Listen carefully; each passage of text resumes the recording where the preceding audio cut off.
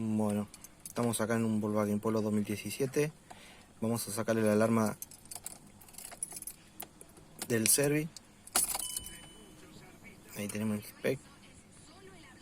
Bueno, vamos a sacar el contacto.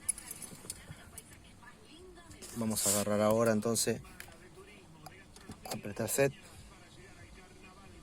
Mantenemos apretado.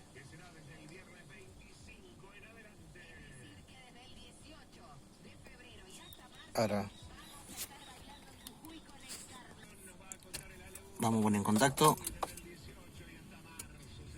Unos segunditos y soltamos. Y ahora le damos al botón izquierdo.